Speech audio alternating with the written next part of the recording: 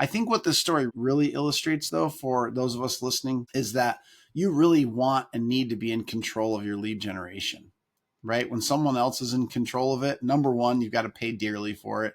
Number two, you can't have a whole lot of influence or control over what type of leads they're sending you, what quality of leads they're sending you, maybe even how many leads they're sending you, depending on what it's costing you. There's an old rule in the industry: he who controls the lead controls the industry.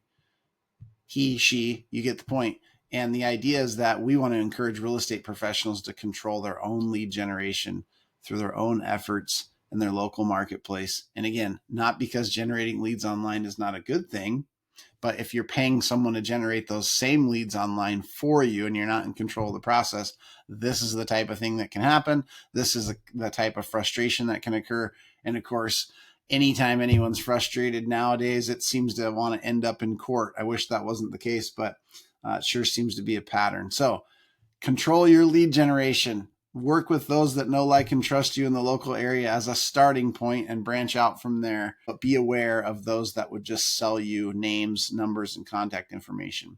It can work, but proceed cautiously. These types of sensational stories can really resonate with certain people and create misinformation in the marketplace, particularly our clients that we serve and those that are paying any attention at all, but not maybe enough, or not listening to the right experts, rather letting the news guide their understanding of what's happening. Always a risky idea. But as professionals, we want to understand what's actually happening so that we can not only communicate that to our clients, but we can operate with that information and knowledge in our own business. As it happens, according to John Burns Real Estate, even the final statistics for 2023 reveal a surprising trend. Institutional home buyers, commonly known as Wall Street, did not acquire 44% of the homes in America in 2023 or any other year. The share of homes bought by institutional buyers, which includes iBuyers, reached its highest point in 2022. Institutional buyers were less than 5% of the market, and this year, 2024, we're about half that, around 2.5%. The Bureau of Economic Analysis on Wednesday also released its second estimate of Q3 2024 gross domestic product, confirming an initial estimate that the economy grew at a healthy annual rate of 2.8%, down from 3% in Q2. Of course, GDP is another key metric that the Fed looks at, so it's mentioned here. And their target rate for GDP is actually the same target rate for inflation, and that's 2%.